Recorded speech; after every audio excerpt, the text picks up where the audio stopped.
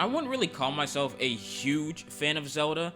I've only played games that I either found fun or just pretty enjoyable or more like popular in the series, like A Link to the Past, Minish Cap, Breath of the Wild, and well, that's kinda it really, but there are some that I have played.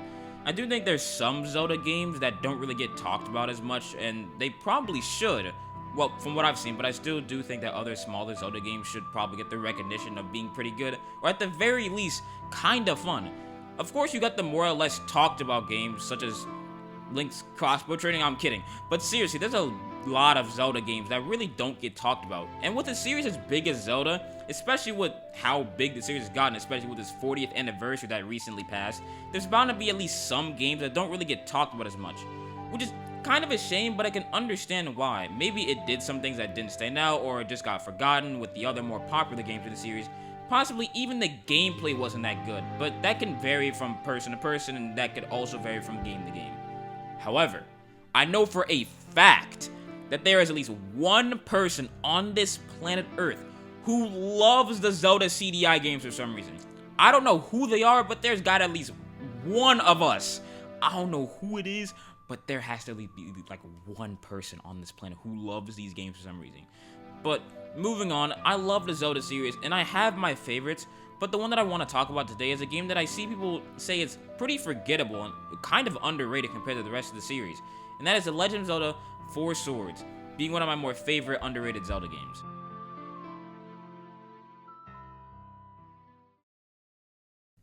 The Legend of Zelda 4 Swords released in... Wait a minute.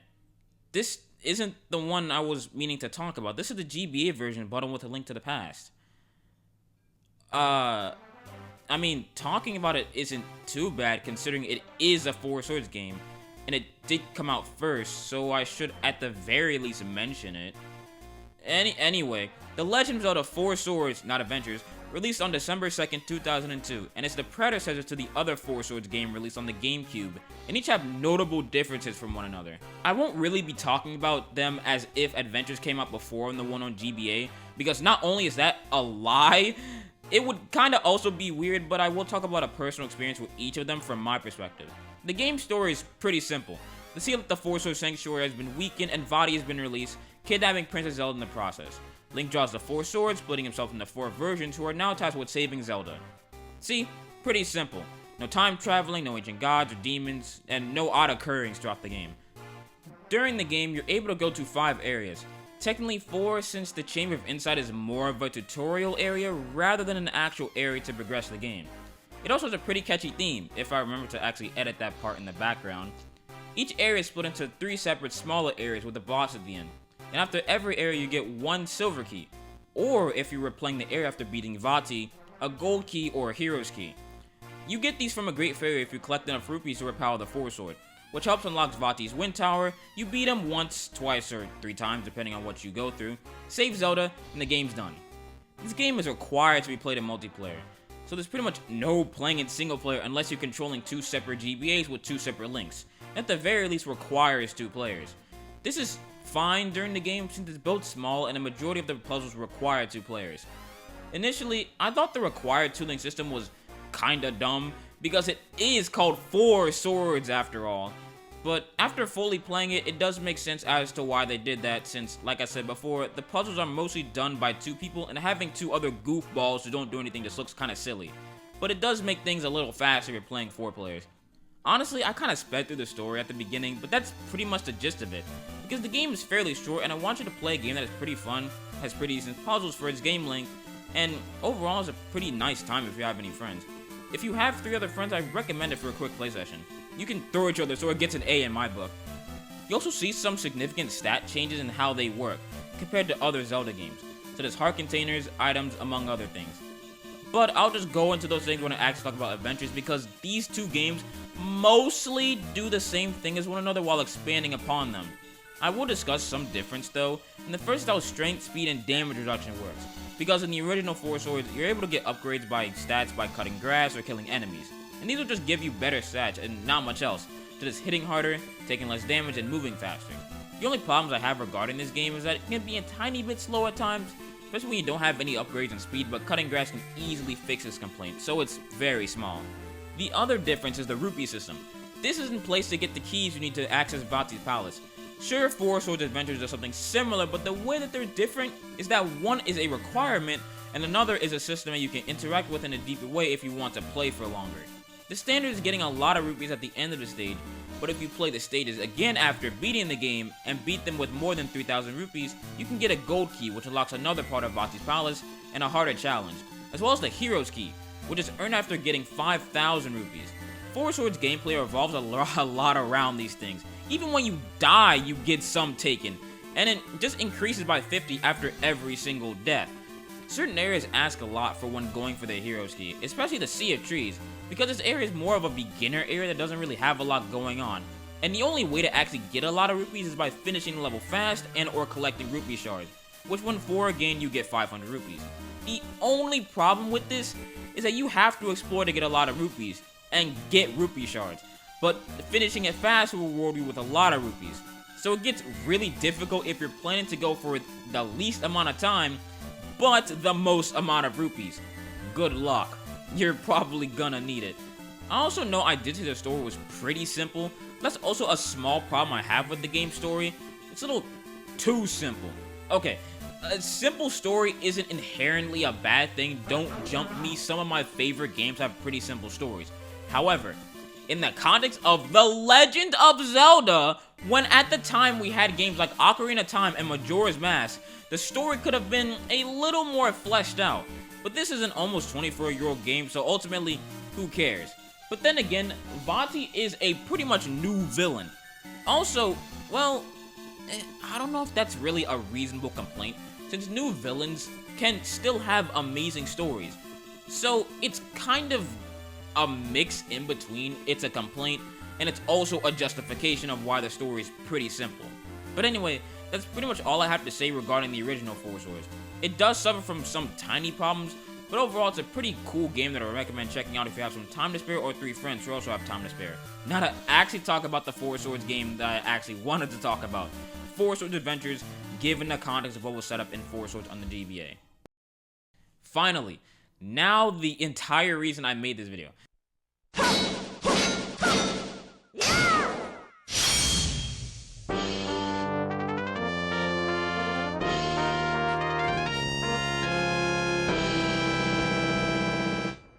The Legend of Zelda Four Swords Adventures released on March 18, 2004 on the GameCube.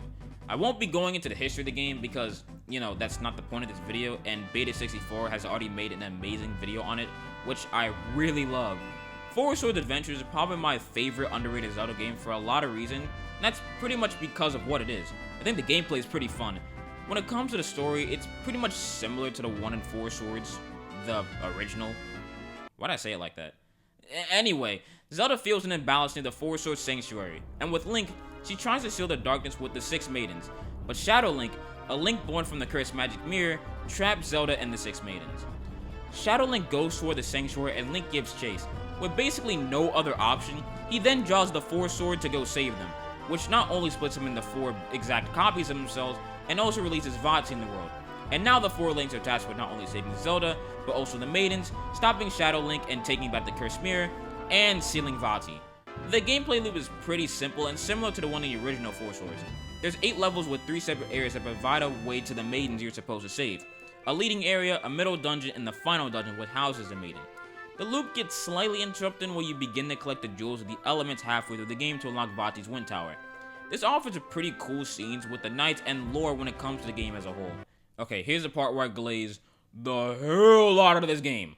Being able to switch between 4 separate versions of Link offers certain puzzles that can only be accessible to 2 to 4 people of your party and can give some really creative thinking on the player's part. Many of these areas do require you to use the advantage that splitting yourself into 4 people provides. I mean, sure, they can be as easy as stepping on buttons with all of them, or pushing a stone on a button, or okay, I'm not really doing these puzzles justice, but I really promise I love these puzzles. But some of them can be pretty cool, with being a specific color to defeat Shadow Link, using the item in a specific way to the other Links, or putting them in different areas to give way for the other Links to go through. It uses the Game Boy Advance as a small screen to make it feel like you're actually going somewhere inside, such as a building, a room, or even underground. If the small screens were actually on the main screen in multiplayer, it would cause some clutter, so I can see why they did that. Sure, all these puzzles may seem pretty simple from the way I'm describing them, but I like them, because it primarily uses the gimmick of being split into 4, and that isn't to say there isn't any puzzles that don't supply a tiny bit of challenge throughout the game, even some that don't use the 4-link gimmick. It knows what it can and can't do, and does what it can during the puzzle and level design.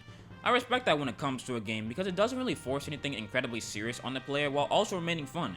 It strikes a good balance in my opinion, except for the Temple of Darkness. I don't know why I found that wall puzzle so damn difficult. Replaying the game, it was pretty easy, but the first time I think I got a headache. Two big differences. Well, one isn't really that big, it's just the same system, but like a slightly different one that I mentioned earlier back in the original Four Swords. But these two are probably something you notice that I haven't really mentioned yet. And that's firstly the Force Gems and secondly the Dark World. Firstly, the Force Gems are the main power source of the Force Sword and require every section to have at least 2,000 of them to reach the next area. When you do eventually reach 2,000 Force Gems, you're now able to repel the darkness with a cool short scene so that you gain in that power.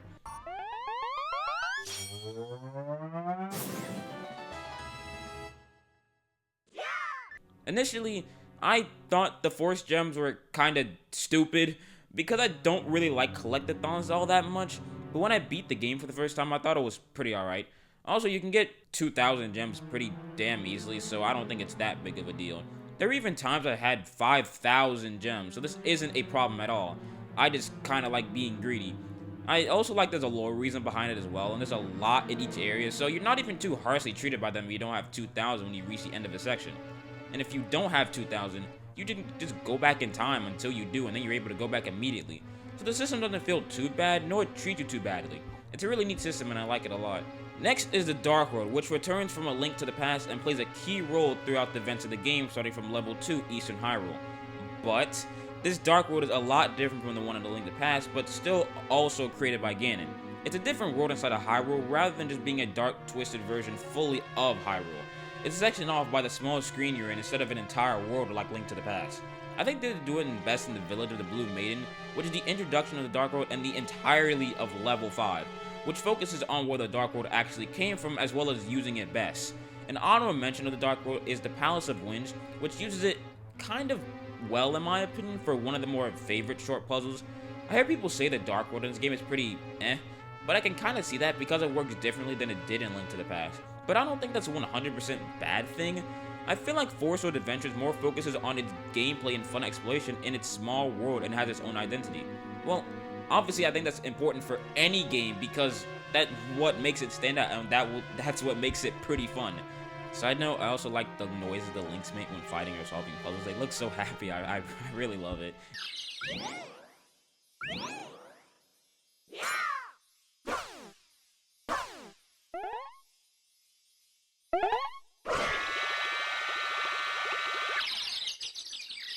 By far, my favorite area in the entirety of this game is Frozen Hyrule, but specifically the Ice Temple.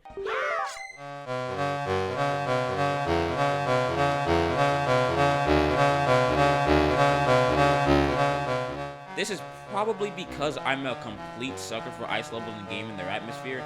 Also, the Tower of Winds is pretty cool. I literally boot up this game just to play the Ice Temple over and over and over and over and over again, because it's really, really fun to play. I can see why people don't really like ice levels typically because of how they work, but if the level designers can do it right, then I don't really see the problem with it. Rayman Origins is probably some of the best ice levels ever. As for my least favorite area, I don't really have one. I wouldn't say any are the worst. I wouldn't confidently say any of them are just bad. I'd say they get maybe like a 5, maybe a 6 at the least. But to me, the least favorite area is probably, I can't say it. I can't say any area is my worst because they all do things that make up somewhat memorable in the game. In the beginning, I was gonna say level 3 Death Mountain because of the fire and the puzzles were pretty confusing, but that's literally because I was playing the game for the first time, and as replaying it for this video, it wasn't really that difficult. And also, other areas use fire, and the fire dungeon is literally the Tower of Flames. Also, you're on Death Mountain. Of course, you're gonna find fire. And I also was gonna say level 2 in Eastern Hyrule because it was kind of forgettable, but to me that's not too bad. And this is the first level where you do go to the Dark World and the Eastern Palace. So level 2 might be okay, but it's a tiny bit forgettable. But again, that's literally the worst these levels ever get. It's kinda hard to say which level is the worst, because the complaints don't really make much sense. But that's probably just me and how much I play this game and how much I really love this game. As for my other complaint, it's the Game Boy system that it requires to have if you want to play multiplayer. It requires each player to have one GBA and one link cord to connect them. That is a huge problem with the original Four Swords, and it was thankfully fixed in the anniversary edition of the game, which I'll talk about later. In the original, it required you to have more than one player with a Game Boy Advance to actually play the game. That's why I assumed it was bundled with a Link to the Past port on the same system, a single player game and a multiplayer game, so it balances it out. I think that's why the game didn't really sell all that well outside of people wanting to play this game in single player. How expensive it was to not only have a GameCube, but also 4 Game Boy Advances, as well as 4 cables to connect the Game Boy and to the GameCube. But playing it in single player is still pretty fun, but asks a lot in terms of multiplayer. I think Triforce Heroes does this aspect a lot better in this area, since it only requires a 3DS, the game, and pretty much nothing else. But I highly recommend that game with multiplayer rather than single player. Okay, now for my least favorite part in this entire game. Tingle is my least favorite thing in this whole game. Okay, I'm mostly joking when I said that, but he does come in to steal your Force Gems, and as you know, I'm incredibly greedy, so every time he appears, it's basically a race to see who more is greedy. There's all the story that's a bit of a problem, but I'll get there when I get there. Now to actually talk about the items and how they work in both games. Normally in traditional Zelda games, you get an item or two, and either one or two of those items you'll get to be your workhorse throughout that dungeon with creative puzzle solving. Then those items will be in your inventory for the rest of the game, with some backtracking to items such as heart pieces in place you didn't typically reach, with good memory and skills you now attain them. However, in the Four Swords games, you can only hold one item at one time in any given section of any area. In my opinion, this is okay, since if you were able to carry consistent items, then you'll most likely breeze through the game. This goes for both heart containers and bracelets, such as the power bracelet and the blue bracelet throughout the game, so no carrying everything over from one section to another in any level. This doesn't sound too bad, however the item management system does fall kind of flat in certain areas, causing you to backtrack to an item you didn't know you needed, but this doesn't happen often. In regard to items, Adventures doesn't count the shield as an item, but the original Four Swords does, which is pretty weird, but it's so small I can't get too upset at that. Another difference is the upgrading. In Adventures, you're able to go to Great Fairy Fountains and upgrade your items, which does offer another layer to the puzzle solving and levels where upgrading them is required, so I think that's pretty nice. As for the bosses, there aren't really much to say about them in regarding to the both games, since I think they will kind of fall into the category of a normal Zelda boss, minus the color coding with each of the links, but I still like them, so there isn't much to say about them. But just know they're there. They're actually easier with the help of 3 other people, but that's really not as bad as it sounds. It can still be pretty fun regardless of that.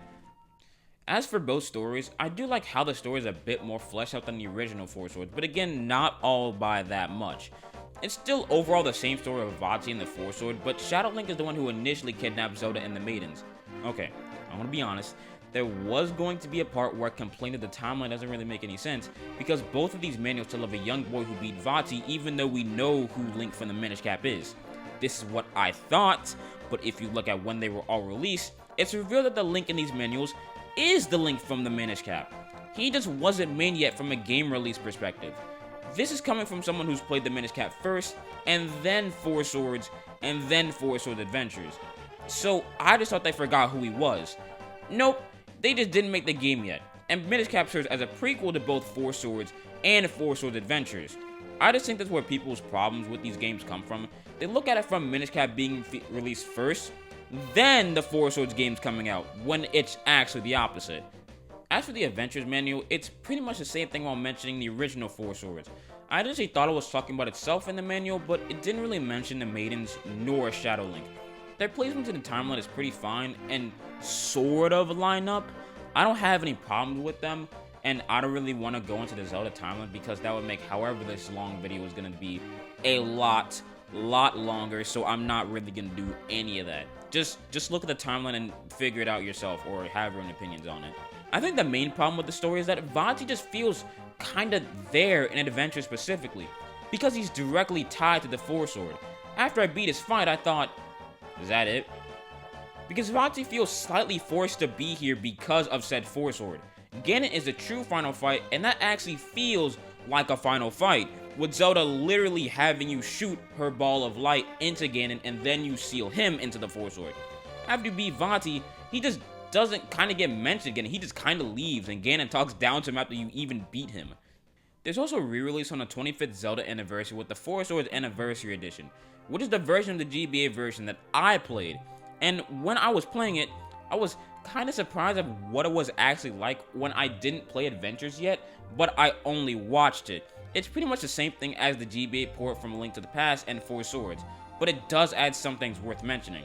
It features something that I mentioned earlier, is that you can now play in single player with another Link of your choice following you and helping you throughout the game. I'm glad they fixed that about the game because I think the game is still fun even in single player, although a tiny bit difficult because you're controlling two Links at the exact same time.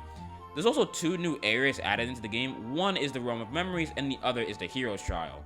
Both of these areas have three separate doors like Vati's Palace so you can enter after beating the previous one.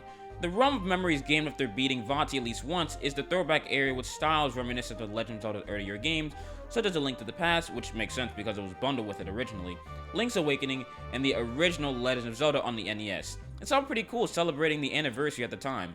Next is the Hero's Trial, which opens after gaining 30,000 rupees or 10 medals of courage. And this is the hardest that these games will ever get. And that's not an insult to them.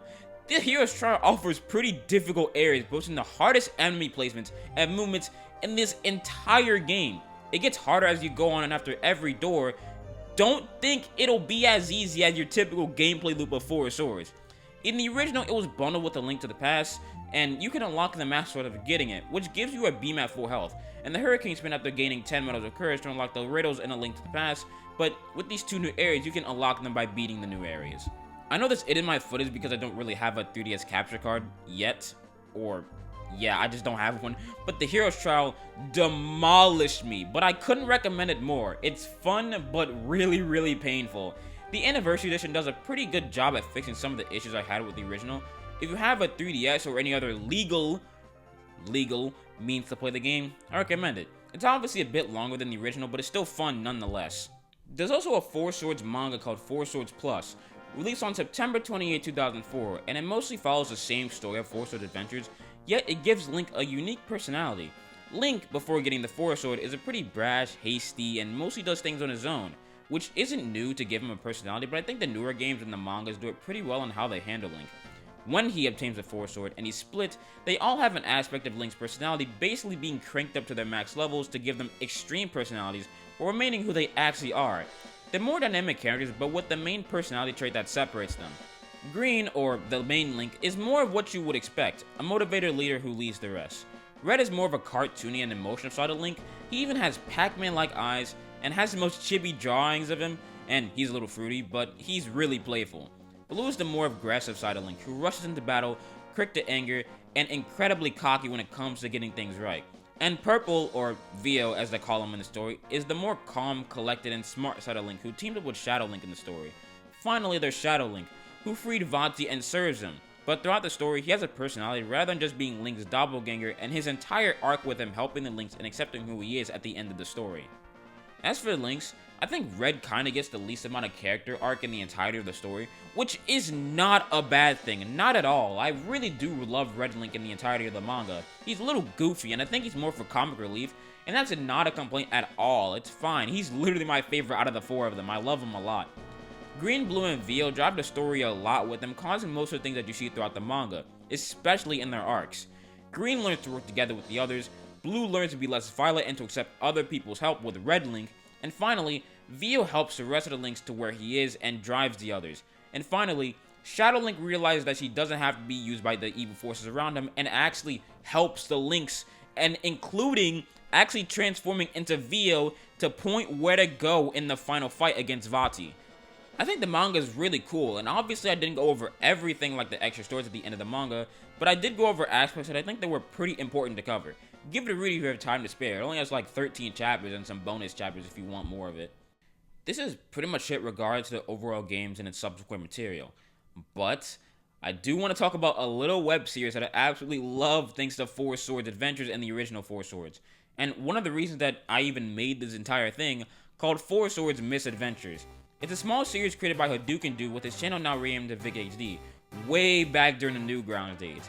It pretty much follows the same formula as a typical Zelda game, with items, dungeons, weapons, fighting, but I'll just let Green explain the rest of it. What's so important about the first dungeon anyway? We need to figure out Zelda's whereabouts first. Then get the other weapons and break the curses on all the dungeons and destroy the main villain to restore peace to the land once again. However, what makes the series pretty different is that it's a massive parody of the normal Zelda adventure. Yeah, these have been done for years upon years and years, but this has a special place in my heart as being one of the ones that I pretty much grew up with throughout the years. Each of the 4 links have their own personalities and they bounce right off each other pretty well in my opinion. And it's honestly my favorite Zelda web series since I think it has characterization pretty well, yet has a shift in who they are, and it makes it pretty enjoyable to watch. Yeah, I know the manga did this too and all, which have their own personalities, and Blue being the aggressive one and Red being the more emotional one, and I think that's pretty neat, but what separates this web series from the manga is that it doesn't really take itself too seriously. Green, the uptight leader, and Blue, who I think is more of the straight man, bounce off Red and Purple incredibly well, which has some of my favorite scenes in the entire series. Well, I found it pretty challenging. Challenging, says the guy who practically got lost, and he had the lantern. I had to drag your ass out of that cave, Purple, and you better not deny it. They all have their exaggerated personalities, basically be what the community thinks who they really are, and I love it a lot. You guys remember what that one Curve for 15 animation with the 4 links at camp? It's basically like that, but an actual series rather than just a short animation.